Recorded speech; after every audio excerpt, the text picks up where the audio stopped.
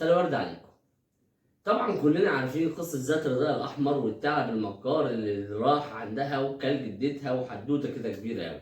احنا كلنا دايما بنسمع القصة دي من على لسان ذات الرداء الأحمر نفسها، لكن عمرنا ما سمعناها على لسان الطرف التاني الثعلب. أنا جاي لكم النهاردة بحكي لكم عن القصة دي على لسان الطرف التاني.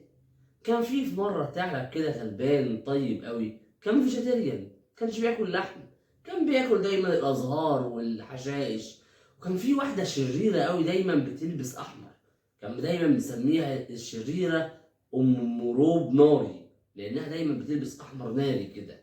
كانت دايما بتيجي بتقطف الورد بتاعه وبتحرق الجناين بتاعته وبتقعد تشد الحشائش اللي بياكلها، وهو يا عيني ما بيلاقيش ياكل.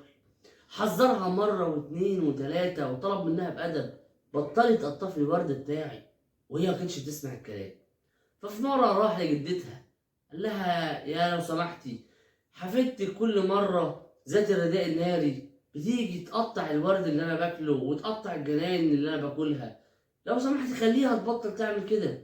لكن الست كانت شريرة زيها زي حفيدتها، ومسكت عصاية كبيرة أول ما بدأ يتكلم وطلعت تجري وراه عشان يضربه. يا عيني الثعلب الغلبان بيجري، وقعت الست على الأرض، اتخبطت دماغها في السرير وماتت. وعشان الثعلب كان طيب قوي شال هم ذات الرداء الناري، ازاي هتعيش لوحدها من غير جدتها؟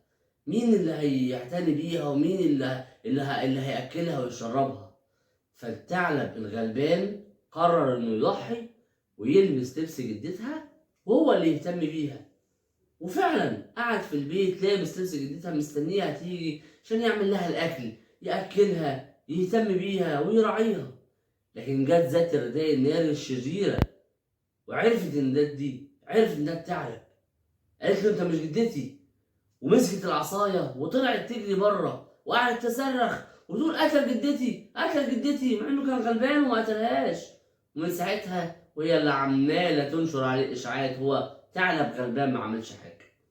طبعا الكلام ده كله هري اللي انا بقوله يعني، بس يعني ايه، هو بيعلمنا حاجة واحدة: ما نسمعش يا جماعة المشكلة أو الحكاية من طرف واحد، اسمعوها من كذا طرف. لأن والله أنا نفسي بسمع عن نفسي حوارات والله أول مرة سمعتها، بيحصل مشاكل، واحد بيسمع عن نفسه مشاكل، أنا عملت كده. فلما يحصل المشكلة اسمعوها من الطرفين، اسمعوش من طرف واحد. وبس كده يا سيدي، أشوفكوا دايما على خير. سلام.